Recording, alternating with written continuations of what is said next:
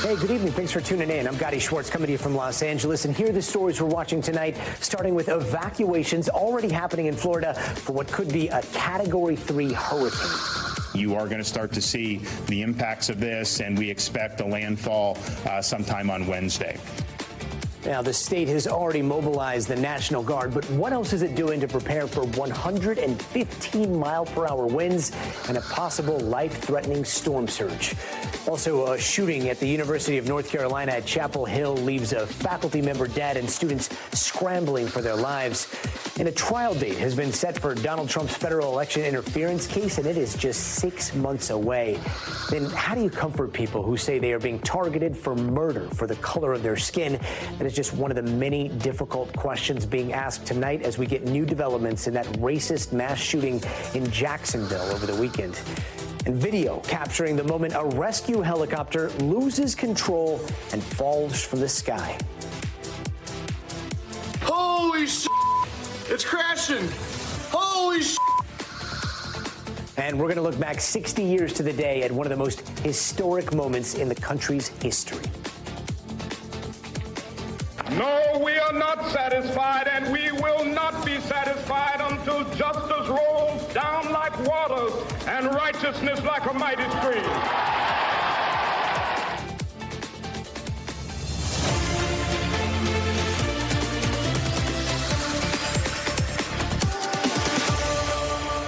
And tonight we are tracking what could be the first major hurricane to hit the U.S. this season.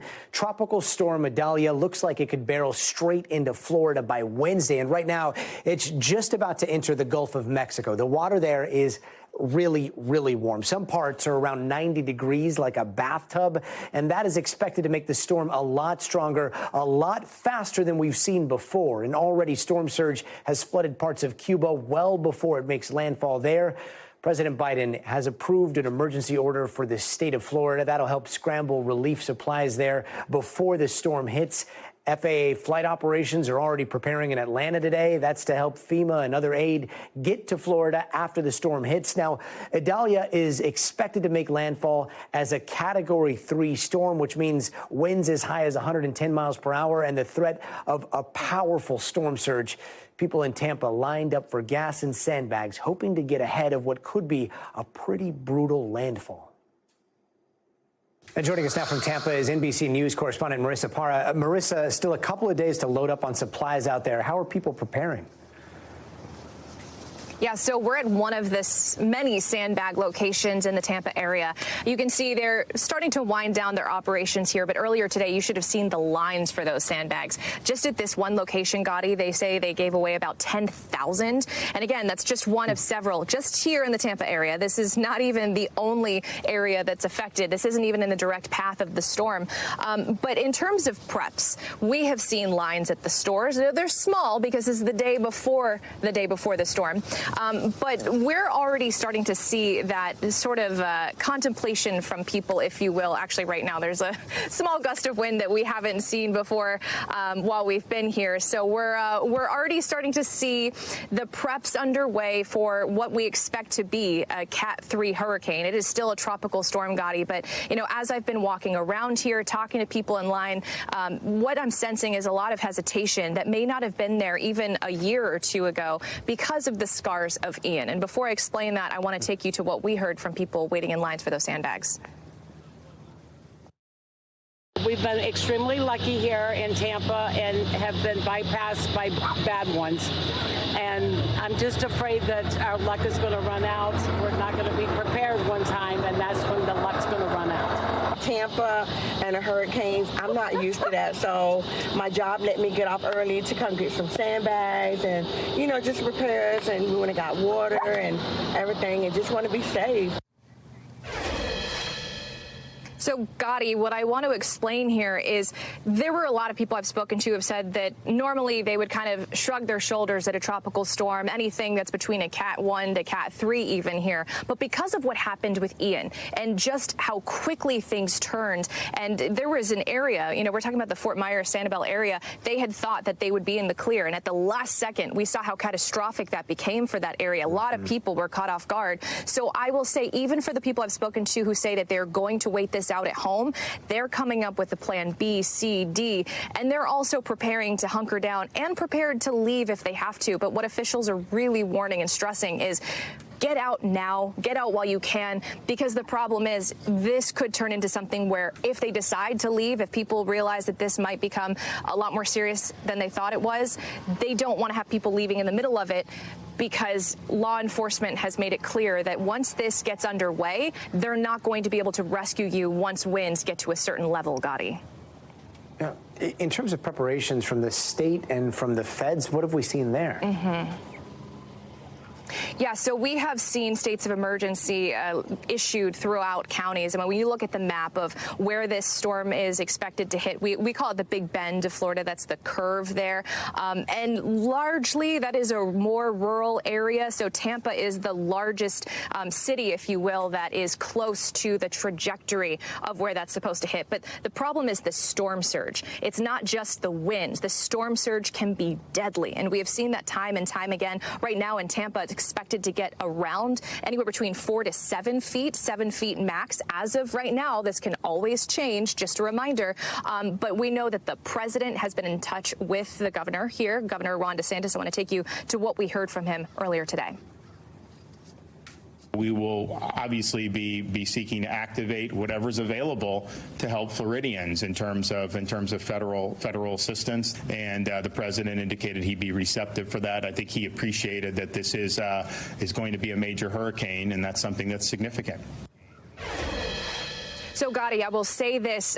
This is the day for preps. This is the day because tomorrow we're seeing so many closures. I've talked to a lot of people, whether it's the local baristas, the stores around here. Many of them are already closing. Today's the last day that they will be open. Schools are closed tomorrow in a lot of these different counties, and many counties are seeing mandatory evacuations already, and the ones that haven't are prepping to have to issue those tomorrow. So, Gadi, a lot of preps underway because tomorrow is going to be the day where we start to see that weather roll in, and only time will tell how strong it gets here.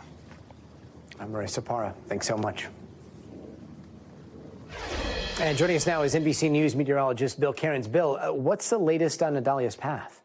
Yeah, the path hasn't changed too much during the day, Gadi. If anything, it's maybe shifted a little west ever so slightly with a lot of our computer models. So we just got the new update from the Hurricane Center, and we were wondering if it would become a hurricane or not, and it hasn't. So this is great. I mean, we have 36 hours to go till about landfall. Every hour that goes by that we can keep this as weak as possible. We don't want this center core to start to develop, because once it does, then it can ramp up in a hurry. So every hour that goes by without this thing becoming a hurricane is a good hour. It is marching into the north, and the next hour or two it'll be moving into the southern Gulf of Mexico. Right now it's as close as it gets to the western tip of Cuba. The Hurricane Center does have it going up to 120 miles per hour and still intensifying at landfall, so likely maybe 125 or 130. That brings it up to a strong Category 3, possibly maybe even a low-end Category 4. And they still have that Tallahassee towards about Gainesville area, Cedar Keys right here. Notice Tampa's not in the cone, but you still are on the dirty right side. If anything shifts towards Tampa, that horrible storm surge will get closer to Tampa.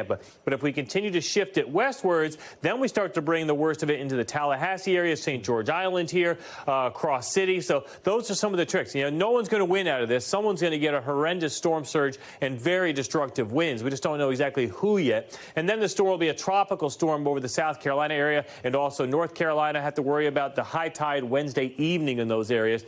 And as far as our computer models go, this is the National Hurricane Center, and they are bringing that up right around Cross City. That's that kind of center line on that, Gadi. But when you have a major hurricane, as we saw with Ian, water is what kills the most people, and it is mostly because of the storm surge. And you notice we will have a 1 to 3 to 2 foot surge, North Florida, South Carolina, Georgia, but that 7 to 11 feet, that's the stuff that you want to really, that's where they're telling everyone, get out of the way, evacuate. Unless you're in like a concrete 3-story structure, don't be along the coast here. And this is very unpopulated. We're talking thousands of people, Gadi, not even tens or 20,000s of people that live in the coastal area here. I've driven this out to Cedar Key, and it's very remote. So we wish those people the best. Hopefully they'll get out of the way. But as of now, it looks like the hardest hit areas will be in those remote sections of this Big Bend.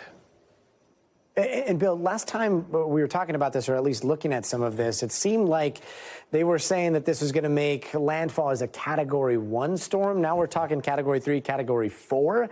Is it normal for a model to jump that high, or is this something bizarre because of the temperatures of the water? It's a mixture of kind of both. You know, when we get these storms like this that are over extremely warm water, it's easy for them to kind of rapidly intensify. And the difference between a strong Category 1, which would be 95 miles per hour, and then getting up to a Category 3 at 115, that's only a difference of 20 miles per hour. So it's really not that much. You know, in hurricane terms and development and, you know, airplanes sampling it, that's not that huge of an issue. So, you know, the simple answer, Gadi, is that, you know, the warm waters is going to be responsible for how intense this gets, but it is pretty normal throughout past years and decades for these storms to do quick jumps like that. And some of the other things that we were mentioning about water issues is rainfall. Of course, that's always an issue, especially inland areas, and that'll be all through South Carolina and Georgia. And as far as the wind goes, you want to avoid that eye. And as of now, Cedar Key looks to get the closest to it. That's why they could see gusts up to 120 miles per hour, Gadi. So lots of stories to watch, and we'll fine-tune all of this for you tomorrow. Yeah, we appreciate that. Bill Cairns, thanks so much. And breaking tonight, another school shooting has happened in the U.S., this one on the campus of UNC Chapel Hill, where police say they have a suspect in custody. At least one faculty member has been shot and killed, and police right now are waiting for formal charges before releasing the name of the suspect. But here's what we know so far. Officers responded to shots fired at 1 p.m. inside of the campus laboratory there. When officers got there, they found one victim dead. The suspect was taken into custody about 90 minutes later. Now, the entire campus was placed on lockdown until an all clear was given just after 4 p.m. And all of it led to tense moments like this. This is images of students jumping out of a second-story window to try to get to safety. University officials say that classes have been canceled tomorrow. Ali Vitali is out there now and joins us now. Ali, this seemed to happen deep inside of campus in a lab. Do we know anything about the shooter and a potential motive? Yeah. Look, no, there are still a lot of questions at this point, Gadi. Other than the fact that the shooter is in custody and law enforcement are waiting to release his name, we still also don't know the name and identification of the faculty member who was tragically killed here today. What we do know is that this has become an all too familiar scene, and it's a harrowing and frightening way to start the semester, both here on campus, and of course, it spurs nerves across the country. You watch some of those videos, though, of kids saying they were terrified, sheltered in place in bathrooms, hiding in stalls, hiding in closets in classrooms, and of course, that really frightening video of kids jumping out of windows to see their backpacks dangling. It's just an all too familiar scene. I can say there's a really stunning juxtaposition getting here on campus between the lights and sirens and caution tape that we saw, as well as the kids who are just walking around business as usual, backpacks on, going to and from their dorms. A really stunning contrast just hours after this harrowing shooting. Gadi? Yeah, we just saw those images of students having to jump out of windows. Very sobering. What did school officials say about the lockdown and how they caught the shooter? Look, they're saying that this was all procedures followed, though certainly there were some questions during this press conference with law enforcement officials about some of the alert systems that were used in this instance. We watched, for example, the UNC Chapel Hill Instagram and text alert system launch into action this afternoon as soon as there were reports of an active shooter on campus. All of this really unfolding live on television. Our affiliate network, WRAL, following this scene closely with their cameras, able to track all of these harrowing moments, including the moment when we watched a man be placed into law enforcement custody, that man believed to be the shooter. But again, more questions than answers at this point, Gadi, as we still don't know how or why this happened. And hopefully we'll get answers soon. Ali Vitali, thanks so much. And we're getting new details about that racist mass shooting in Jacksonville this weekend. This right here is the moment a 21-year-old white gunman made his way into a Dollar General, shot and killed 2 black people in there, and then killed himself. Now, the victims appear to have been randomly targeted because of the color of their skin, and the 3 victims have now been identified as 19-year-old Anolt Joseph A.J. Laguerre Jr. He was an employee of the store, a 29-year-old named Gerald Deshaun Gallion, who leaves behind a 4-year-old, and 52-year-old Angela Mitchell Carr, who was an Uber driver who was dropping off a passenger outside the store when the gunman opened fire on her car. And today we are learning that the shooter may have originally tried to start that rampage at an HBCU in Jacksonville, Edward Walter Waters University. But students spotted the shooter while he was in his car, literally gearing up, putting on his tactical vest, gloves, and a mask. They called police and a security guard, Lieutenant Antonio Bailey, who managed to chase him away. Let's bring in NBC's Gabe Gutierrez to break it all down. Gabe, you actually talked to that security guard, right? What did he tell you? Yeah, Gadi, Lieutenant Bailey has actually worked at Edward Waters University for a year and a half. He's originally from Mississippi, and he has been a law enforcement officer, a corrections officer, and he says that he reverted to his training, Gadi, and he also says that he credits the students for flagging him in the first place. But meanwhile, he's being credited as a hero tonight by the university's president, who told me that if this campus security officer had not confronted the gunman, that this rampage could have started on campus. Lieutenant Bailey, though, says that he doesn't know about that, doesn't consider himself as a hero. He considers those students the heroes. But take a listen to some of what he told me. I don't consider myself a hero. I'm doing a day-to-day activity, what we do every single day, protecting our students. To me, the students are the heroes, the ones that, like I said, we preach every day. You see something, say something. So they saw something, they said something, and to me, those are the heroes. So Lieutenant Bailey says that he drove up on the gunman as the gunman was driving away, and that the gunman left the scene, ended up going to the Dollar General behind me, opening fire both inside the parking lot and inside the store as well. That's when he killed his 3 victims. But again, the president of Edward Waters University says if not for the actions, the quick actions of this campus security officer, this all could have been much worse, Scott. And Gabe, is the motivation here as straightforward as it looks, like hand-painted swastikas on the gun, the hateful ideology, that kind of stuff? Well, look, the sheriff has not pulled any punches and minced no words since it started. He says that this was racially motivated. The racist writings that the gunman apparently had at his home that he sent to local law enforcement, to even his parents, as well as the media, that oftentimes, Gadi, you've covered these shootings before, and so often we don't have a clear access to a motive right away. Well, law enforcement has been very clear about what this was from the very beginning. Now, we should mention that we have also learned from law enforcement that this gunman had no criminal history, but that several years ago, when he was just 15 years old, he had been involuntarily held under Florida's Baker Act for a mental health evaluation, and there had also been a domestic violence call to his home the previous year involving his brother. But again, that probably would not have shown up in a background check when purchasing a firearm because he was a juvenile at the time, and authorities say that he did legally purchase the weapons he used in this killing spree, Gadi. Gabe, have we heard anything from the victims' families? Yes, and they are devastated, Gadi. Some of the family members have also retained a lawyer here, Ben Crump, a very well-known civil rights attorney. Some of them are speaking out, but we actually spoke as well at her home with the daughter of Angela Carr, who you mentioned. She was that Uber driver who was in her 50s, and her daughter tells me that Angela left behind 3 kids and, get this, 16 grandchildren, 16 grandchildren. This family just devastated right now. Take a listen to some of what Ashley Carr had to say. Initially, I was very enraged, but at the end of the day, these are all still families. These are all still human beings. I pray for his family, for the other families that are involved in this. I did have malicious feelings initially, but she wouldn't have wanted me to feel that way. And Gadi, one more thing. Governor Ron DeSantis today announced that the state would set aside $1 million to beef up security at Edward Waters University. Gadi. Gosh, 16 grandkids. Heartbreaking.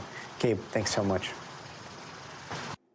And still to come, it is going to be a busy winter for Donald Trump. Not one, but 2 trial dates are in the works for the former president, and it's all happening in the middle of the Republican primaries. Those details are coming up next, so stay tuned.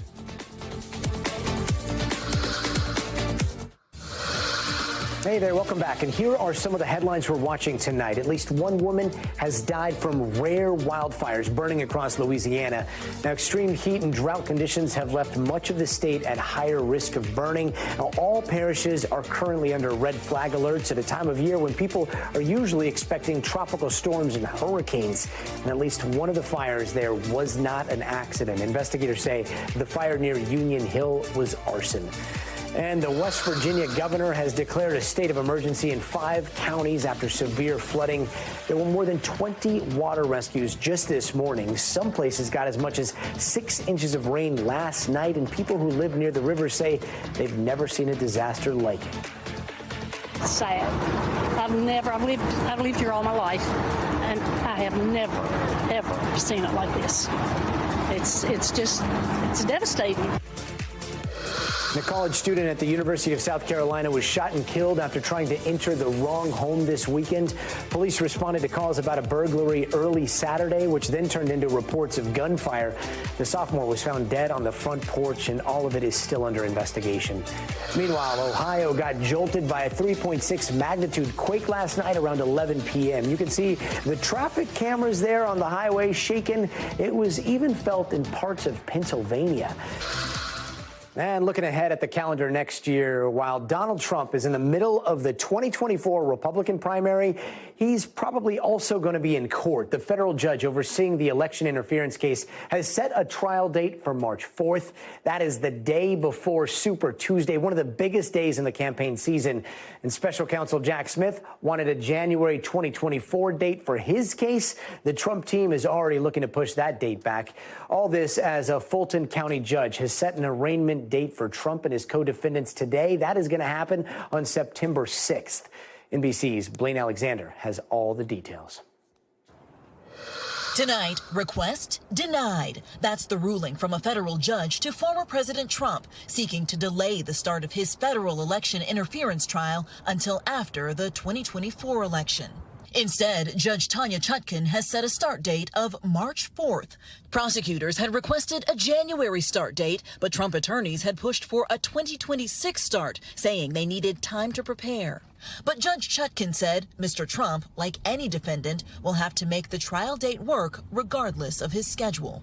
Today, Mr. Trump blasted it as an attempt to undermine his presidential campaign, calling it election interference. It's yet another collision between the Republican frontrunner's legal calendar and the height of campaign season. That March 4th start date, just one day before Super Tuesday. 3 weeks later, the start of Mr. Trump's trial in Manhattan, where a DA is accusing him of concealing hush money payments to a porn star. He's pleaded not guilty.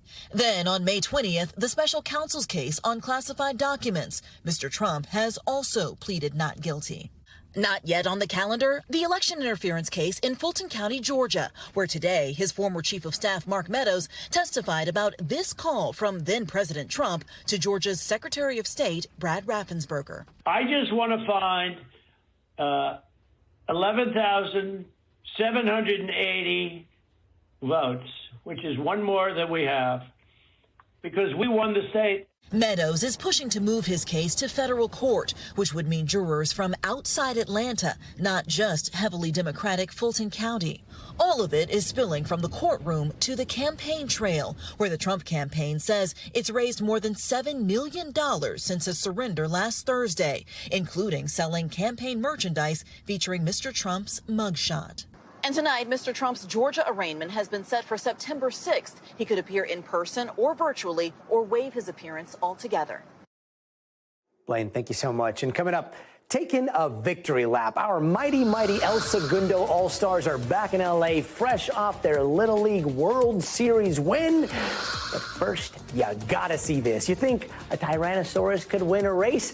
You bet your ass they can. Emerald Downs in Washington State lined up the dinos for the greatest race since they lost to that asteroid. All told, 200 put their finest inflatable dino costumes on and tried not to get T-wrecked.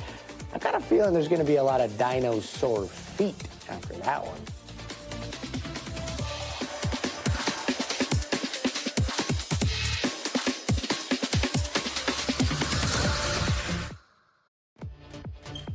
Hey there, welcome back. And here are some of the headlines out west we are watching tonight. L.A. City Councilman Mark Ridley Thomas was sentenced to 3.5 years in prison. He's been accused of accepting perks from USC for his son, all while voting in favor of county contracts that would benefit the university. And some pretty shocking video out of New Mexico shows a man plowing his SUV through a DWI checkpoint while drunk. A state police officer and 2 others were hurt in that crash. The grand jury just indicted the driver last week on 3 felonies, including 2 for driving under the influence. And it was a hero's welcome for the Little League World Series champions. The all-star team from El Segundo, California, was greeted with a victory caravan today when they arrived back in the South Bay. The champs reigned supreme over the Curacao-based team yesterday, 6-5. A victory parade will be held Saturday, September 10th. Meanwhile, 2 people are dead and 2 others are in the hospital after a terrifying crash in Florida where a rescue chopper went down. It happened this morning in the city of Pompano Beach. Smoke started coming from the tail of that chopper. Then seconds later, it starts spinning out of control, and then it crashes into an apartment building below. The helicopter belonged to the Broward County Sheriff's Office. One of the people killed was a Broward County Sheriff captain. A woman who lived in the apartment complex was also killed. Federal investigators are now looking into how and why all this happened. And NBC's Tom Costello has more. Tragedy on a life-saving mission. A sheriff fire helicopter trailing smoke, then spinning out of control just 650 feet up. The chopper's boom and tail rotor buckling under enormous strain as it nosedived into an apartment building. Killed in the crash, fire captain paramedic Terrison Jackson and an unnamed female resident of the apartment building. The chopper was responding to a traffic accident with injuries when the pilot reported he was turning around. Guys were having mechanical issues. We're headed back to our station. A fire broke out on board. They did their very best, from my understanding now, to try to extinguish that fire. The pilot and another paramedic were injured in the crash, as were 2 people on the ground, all now reported in fair condition. As the department mourns the loss of Captain Jackson, a beloved 19-year veteran. Terrison was a rock star. He was one of the best of us, one of the brightest. He bled this profession inside and out all day long. The chopper involved is a dual-engine Eurocopter 135 like this one, used by police and rescue services around the world. This is a widely used helicopter. It's got a very good safety record. Yeah, again, this chopper has a very good reputation worldwide. Gadi, the NTSB and the FAA are going to have a lot of questions. Among them, how and where precisely did that fire break out on board? Was it in one of the engines? Was it in both engines? Had the chopper recently gone through any sort of maintenance at all that could explain that there was already an ongoing issue? Had any pilot reported any problems recently with that chopper? But tonight, both the fire and sheriff's departments there in Broward County are mourning one of their own, somebody that they describe as absolutely a true hero within the department. Gadi? Oh, what a horrific crash. Tom Costello, thanks so much. And it has been less than a month since the deadly wildfires destroyed a coastal town on the island of Maui, killing more than 100 people and leaving hundreds of others missing. But it is still a community, and the people there are gradually rebuilding their lives, in part by riding the wave as only Hawaiians know how. NBC's Steve Patterson has that story. Much has been said about the calm that comes You got it, dude. just from feeling the sky kiss the sea. Fitting that in its darkest hour, this small stretch of sand in West Maui is where the community is starting to come back. This is the first time all of the families in West Maui will have been in like one place since the fire. So I just expect a lot of joy. In Lahaina, Tamara Conniff co-founded Mana Mentors, a skate and surf after-school program. Until the wildfire took it all away. Tamara's home was destroyed. She says she's lucky her and her 3 children made it out alive, but she soon noticed, not without scars. My 3.5-year-old always wants to talk about the fires. That's when she knew her life's work had to continue. Now, once again, an escape. For Maui kids to be, well, Maui kids again.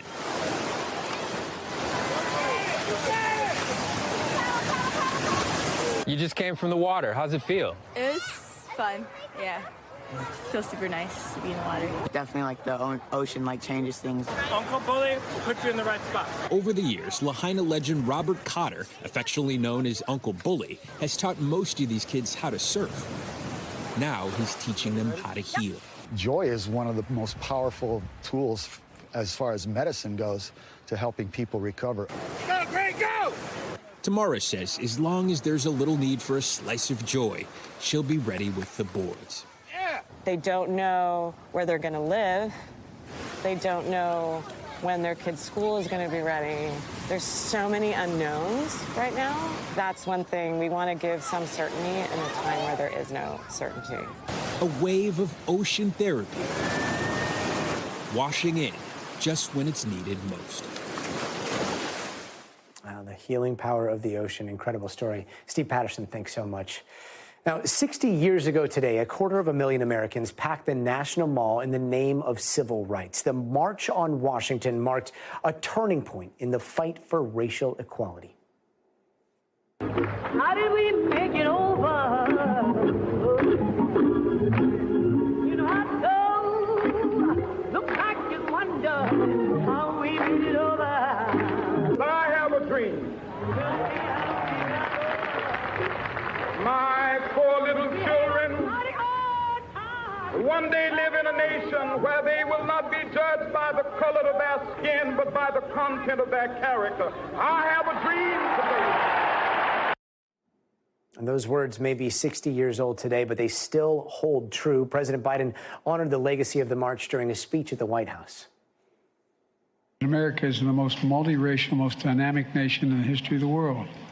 All of us need to say clearly and forcefully as we can, that hate will not prevail in America. And in honor of today's anniversary, NBC's Craig Melvin spoke to one woman who was there that day and created her own iconic moment without even knowing it. Take a look. So I was in a position where I'm looking in this direction at Dr. King and the other guests as they were speaking. They were speaking there.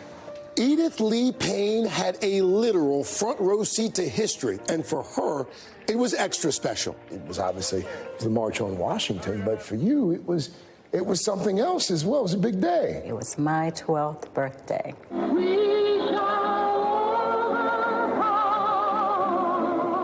Edith traveled by bus with her mom, Dorothy, from Detroit to Washington. Arriving early, she wiggled her way to a barrier up front, a prime spot to eye the gathering of speakers and celebrities, including a famous actress who recognized Dorothy. And all of a sudden, Lena Horne comes over, and she starts talking to your mother. What did she say? They reminisce of having to enter in back doors, the clubs that they entertained in. Dorothy Lee faced discrimination in the South when she traveled as a dancer, working with the likes of Horne and Cab Calloway. I had never heard my mother speak about those things before, probably because she didn't want me to be adversely influenced by something that affected her. A mother's past and her daughter's future walk together in the march. I have the pleasure to present to you Dr. Martin Luther King. Dr. King starts to speak. What do you remember about that particular moment? I always say this, you could hear a pin drop. I have a dream. My poor little children will one day live in a nation where they will not be judged by the color of their skin, but by the content of their character. In the middle of that famous speech, a government photographer, Roland Sherman, turned away from the Reverend and spotted young Edith. Did you notice that there was a photographer taking your picture? I did not. That pennant ended up stapled to a school presentation. The march, a highlight she had to share. The dream Dr. King preached felt real to Edith. I lived the dream that Dr. King spoke of. I went to integrated schools and lived in an integrated neighborhood. That was until she moved farther south and looked for a job, and for the first time felt judged by the color of her skin.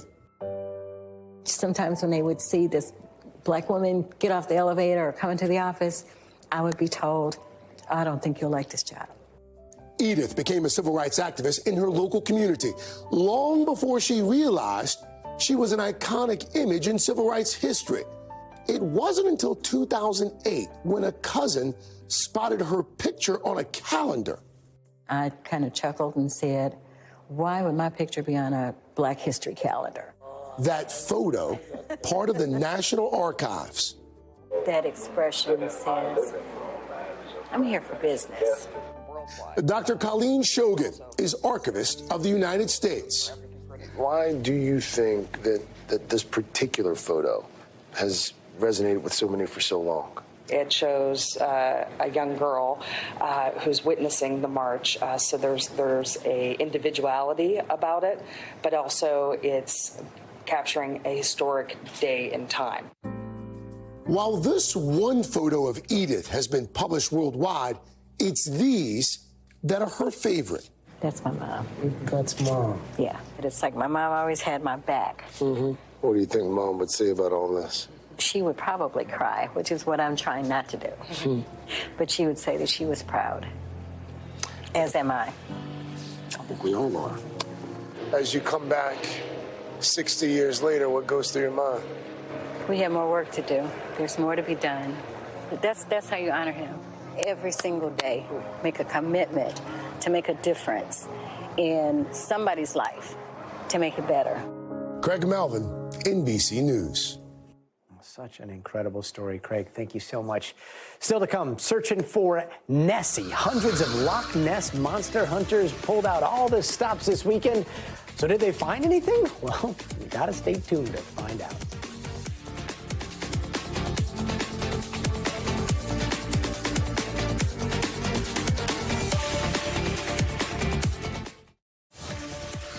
Hey there, welcome back. Let's take a quick look around the world in 80 seconds. Several U.S. Marines are still recovering in a hospital in Australia after the Osprey they were in went down during a training exercise over the weekend.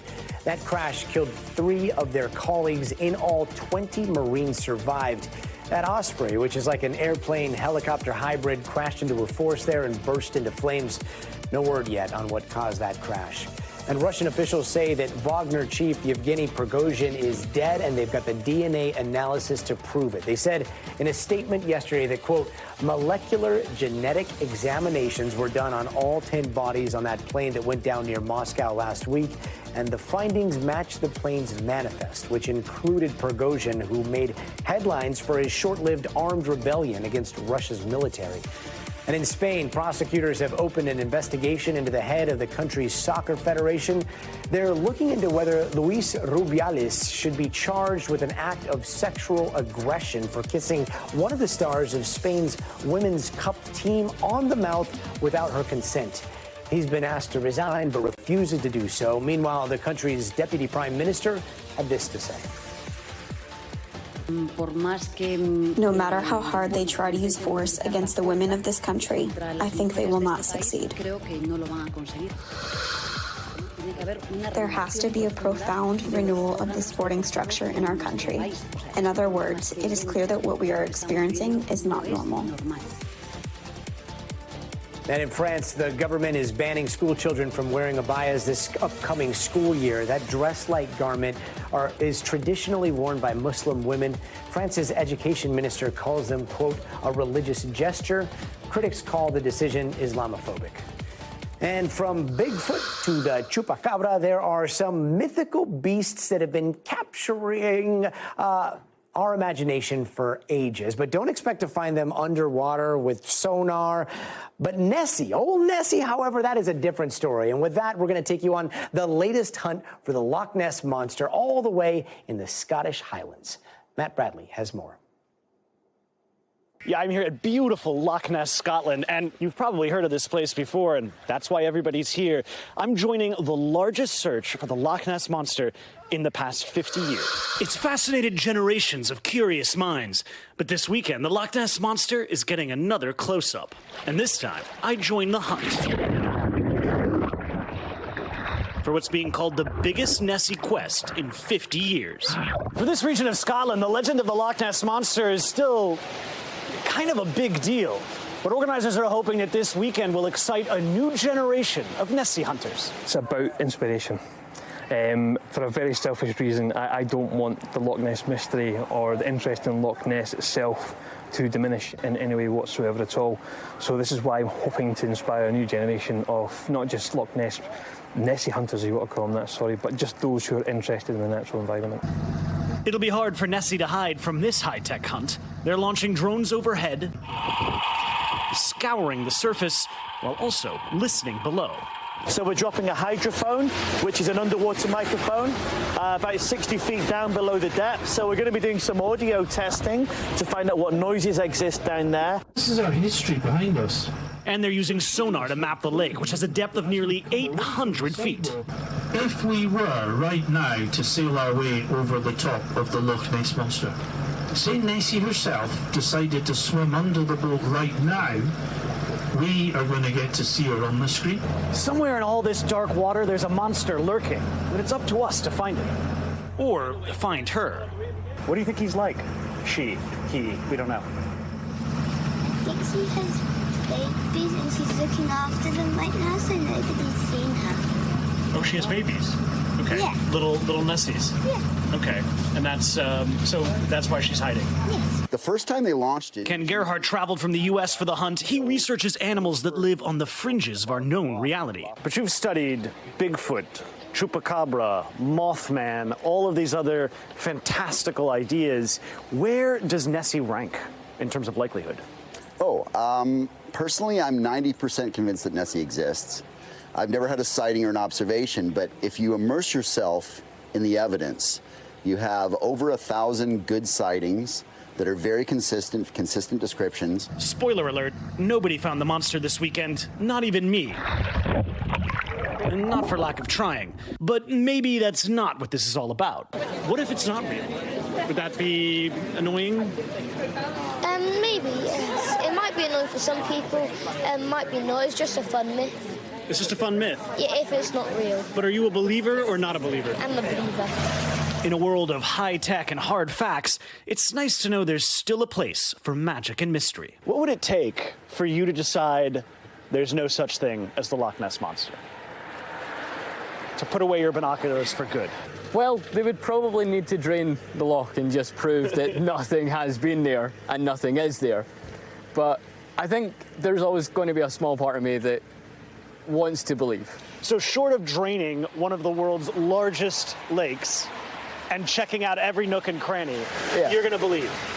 Yeah, I think with everything, someone's always going to say there's going to be something that makes you believe, that wants you to believe. And again, it's the same with every myth out there. It just takes one person to believe in it, it just continues. So it might not surprise you, but the weekend ended and nobody found the monster. But the search continues, and as you can see, none of these people are giving up anytime soon. Drain it sounds reasonable. Matt Bradley, thanks so much. And turning now to legendary icon Elton John, who is back at home from the hospital after a little bit of a scare at his house in the south of France. And NBC's Mara Barrett has the latest. It's a concerning headline for a 76-year-old Elton John, but I do want to reassure viewers that he is, in fact, okay. His representatives confirmed that he did suffer what they called a slip over the weekend, where he's staying in the south of France with his family, and he did go to the hospital. They told us in a statement that he went to the hospital as a precautionary measure, and then following checkups, he was immediately discharged on Monday morning and is now back at home and in good health. Now, we don't have any details on how he may have fallen extent or the severity of the fall, but we do know that it was something that was just treatable overnight.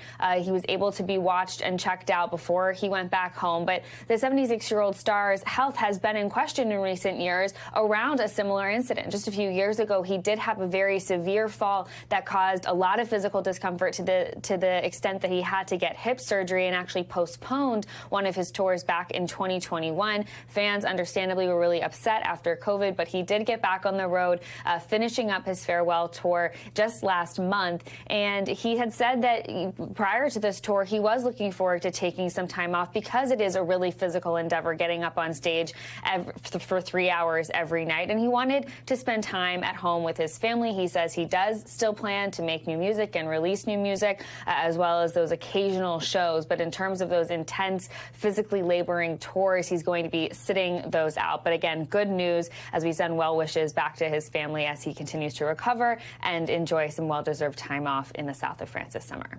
Back to you. Very reassuring. Thanks so much, Mara. And before we go, 2 pandas have been at the National Zoo in Washington, D.C. for 23 years, but now they're heading back to China. So what's behind that change? We're going to explain. They're the star of the shows here, and I mean, they're a staple.